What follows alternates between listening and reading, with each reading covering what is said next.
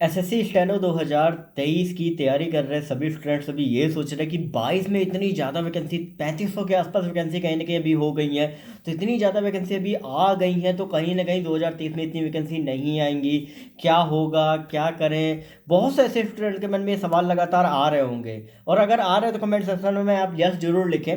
क्योंकि अक्सर जब आप तैयारी कर रहे होते हो तो आपको ऐसा लगता है कि यार मेरे पिछले वाला जो जो आपका एग्जाम था उसमें ज़्यादा वैकेंसी आपकी आई है, इस बार वाले में हो सकता है उतनी ना आए। तो यहाँ पर कुछ चीज़ें मैं आप सभी को क्लियर कर दूँ कि हर एग्जाम में जितने भी सिलेक्टेड कैंडिडेट्स होते हैं, लगभग 40 से 45% कैंडिडेट्स आपके पिछले वाले होते हैं। ठीक है, जिन्होंने जो ऑलरेडी सिलेक्टेड है, जिन्होंने किसी न किसी डिपार्टमेंट में ज्वाइन कर चुके हैं, और वही स्टूडेंट एग्जाम देते हैं और फिर वो सिलेक्ट होते हैं और फिर जो वैकेंसी वो वैकेंट हो जाती है। लेकिन यहाँ पे एक अच्छी बात आपके लिए ये है कि जो आपने लेटर देखा होगा, सितंबर 2022 में एक लेटर निकला था कैबिनेट की तरफ से कि जितनी भी वैकेंसी आपकी अलग अलग डिपार्टमेंट में अभी तक खाली है, आपका जो भी प्रमोशन वगैरह या जो भी डायरेक्ट रिक्रूटमेंट के थ्रू आती हैं, वो सारी वैकेंसी जो है वो पूरी डेटा पूरा कलेक्ट करके 2022 और 2023 में कहीं ना कहीं आपका वो वैकेंसी आपकी आएंगी। डायरेक्ट रिक्रूटमेंट के थ्रू है वो डायरेक्ट रिक्रूटमेंट में, प्रमोशन के थ्रू जो अभी पेंडिंग है वो प्रमोशन के थ्रू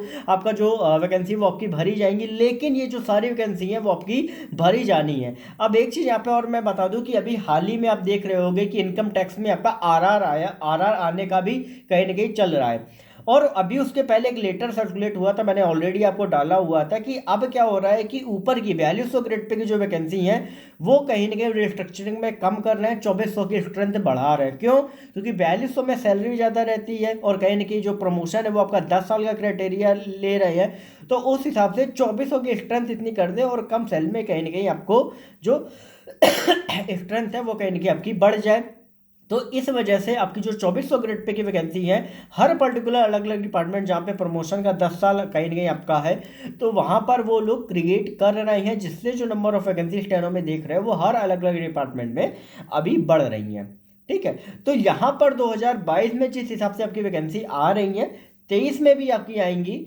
बस आप पेशेंस रखो, प्रिपरेशन करते रहो। ऐसा ना हो कि ये सोचते सोचते आपका एग्जाम आ जाए और उस एग्जाम में आप कर ना पाओ, फिर ये सोचो 24 के लिए मेरा क्या होगा, 24 में सीईटी आएगा कैसे मैं करूं। क्योंकि अक्सर लगभग सभी स्टूडेंट्स के साथ मैंने देखा है, उनमें से कुछ ही ऐसे होंगे जो अभी भी पढ़ रहे होंगे, इन सब चीज़ों में ज़्यादा ध्यान नहीं दे रहे होंगे। ठीक है, क्योंकि आपको सिलेक्शन के लिए एक ही सीट चाहिए और आपका सिलेक्शन तभी होगा जब आप पढ़ोगे, आप अच्छे मार्क्स लाओगे।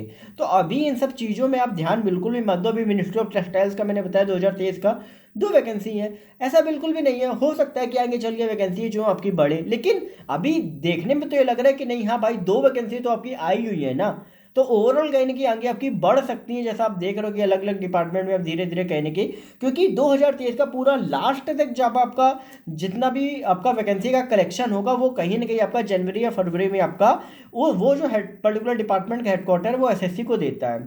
ठीक है, तो इस बार भी कहीं ना कहीं 2023 में भी आपके नंबर ऑफ वैकेंसी आपकी अच्छी रहेंगी।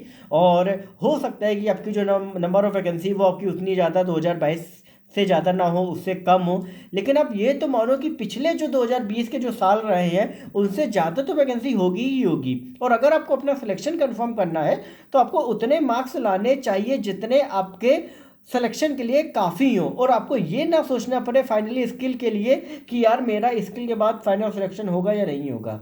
इतना आप स्कोर करने की कोशिश करो। तो मेरा सबसे यही एक अपील है कि आप अच्छे से अभी पढ़ो। बाकी मैंने ऑलरेडी जो स्टूडेंट जो चाहते हैं स्टेनो सीखना, शाम के 9 बजे से क्लासेस आपकी मैंने कर दी है इंग्लिश की। अभी आर्टिकल में पढ़ा रहा हूँ, एमसीक्यू वगैरह भी मैं कराऊंगा। ठीक है, 9:45 से वो क्लासेस आप ले लेना, ज़्यादा टाइम नहीं, 45 मिनट की क्लासेस होंगी और इजीली आप आराम से फ़ोन पे देख सकते हो। और सैटरडे संडे जियो और रीजनिंग का भी मैं आपको बताता रहूँगा, जिससे आपका जो ये पाँच पाँच दिन का जो पूरा है उसमें आप चाहो तो जीए रीजनिंग भी अलग अलग पढ़ सकते हो। ठीक है, ज़्यादा मेहनत आपको नहीं करनी है, दिन में आपको सिर्फ 5 घंटे आपको देने पढ़ने में। और अभी 9 महीने का है, अगर आप देखोगे ना तो आप आराम से पूरा सिलेबस कवर कर लोगे, आराम से आपके जो मार्क्स है वो आप जब मॉक टेस्ट दोगे ना, जब आपका जून जुलाई आपका हो जाए, उस टाइम के बाद अगर आप अच्छे से पढ़ रहे हो तो आपके मॉक में नंबर जो है वो आपके अच्छे आएंगे, आपके 150 के ऊपर। लिख के मैं दे रहा हूँ कि अगर आप अच्छे से पढ़ोगे आराम से आपके आ जाएंगे। और इसी कंटिन्यूटी को अगर आप बनाए रहोगे तो आपके जो रैंक है वो कहीं ना कहीं आपका इंप्रूव होगा। हो सकता है कि जो आपका रैंक है वो आपका टॉप 10 टॉप 15 में है, जैसा अभी तक के जितने भी स्टूडेंट जिन्होंने अच्छे से पढ़ाई करी है उनके आए हुए। बस आपको क्या करना है, इन सब चीज़ों से हट के जो आपके लिए ज़रूरी है उसको आप देखो, ना कि अभी पिछला क्या हुआ, अभी क्या हो रहा है क्या नहीं हो रहा है। जो हो रहा है आप उसको अच्छा मानो कि यार अभी ये 2022 में हो रहा है, 2023 में और अच्छा होगा। इस चीज़ को जब आप मान के मेहनत करोगे आप बेहतर परफॉर्म करोगे।